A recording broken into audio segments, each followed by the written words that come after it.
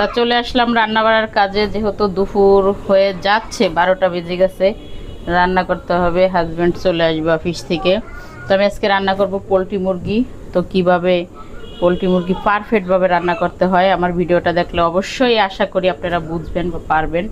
আমি এখানে 2 কেজি ওজনের একটা মুরগি আনছি, সুন্দর করে লেবু দিয়ে মেখে রাখছি। মুরগিটা ধুইয়া আপনারা সুন্দর বটি দিয়ে কাটতে আমার কাছে ভালো লাগে, কিন্তু আজকে দেখলাম যে ছুরি দিয়ে ট্রাই করে পারি কি না। সবাই যেহেতু কাটে, আর পরিমাণ মতো জিরা দিয়ে দেব। একটা বরফ ছাড়েনি, এই কারণে চামচ মেপে দিতেছি না, আমি আমার আইডিয়া মতো দিচ্ছি। আপনার সবচেয়ে যেটা গুরুত্বপূর্ণ সেটা হচ্ছে মশলাটা কষানো। মশলা যদি আপনার পারফেক্টভাবে কষানো হয় তাহলে সেই মুরগি খেতে অনেক মজা লাগে, অনেক।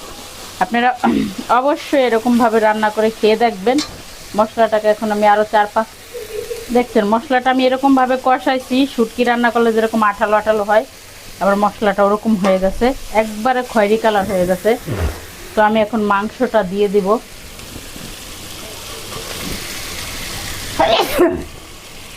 মাংসটা দিয়ে দেব।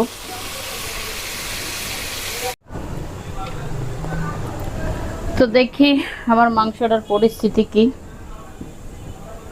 অনেক টাইম কষায় নিছি, মাঝে মাঝে ঢাকনা উঠলে একটু নেড়ে দিছি সুন্দর করে।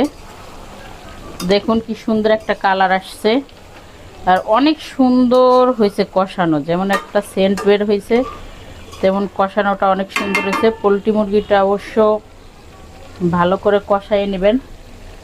লবণটা একটু চেক করে নিই। সব কিছু একদম পারফেক্ট, ঝাল লবণ সব ঠিক আছে।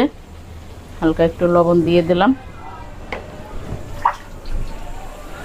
এরকমভাবে সুন্দর সেইটা। কিন্তু আসলে এগুলো কাজ করতে অনেক ভালো লাগে, অনেক। তো যাই হোক, আমার একটা বদ অভ্যাস আছে কড়াইতে বাড়ি দেওয়া, খুন্তি দিয়ে, এটা না দিলে ভালো লাগে না। এখন আমার রান্নাটা শেষ, প্রায় কমপ্লিট। জিরার গুঁড়াটা দেওয়া হয়ে গেছে।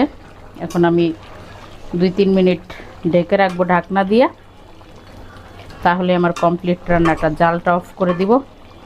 ইনশাআল্লাহ আশা করি খেতে অনেক স্বাদ হবে, যেহেতু অনেক ঘ্রাণ বের হয়েছে। অবশ্যই এটা খেতে ভালো হবে আশা করি। তো এখন আর আমি খাবো না, টেস্ট করব না। এই যে আমি ঢাকনা দিয়ে এখন একটু ঢেকে রাখবো 2 মিনিটের মতো। ঢেকে রাখার পরে জালটা অফ করে দেবো। আমার রান্নাটা হয়ে গেছে। আপনারা এইভাবে রান্না করবেন, অবশ্যই অবশ্যই অবশ্যই ভালো লাগবে খেতে। একবার হলো ট্রাই করে দেখবেন। একটা জিনিস শুধু খেয়াল রাখবেন, একটু লেবু দিয়া মাখাইয়ে রাখবেন 10-15 মিনিট, তাহলে পারফেক্ট রান্না হবে, পারফেক্ট। যে কোনো লোকে রান্না করতে পারবেন। তো সবাই ভালো থাকবেন, সুস্থ থাকবেন। আল্লাহ হাফেজ।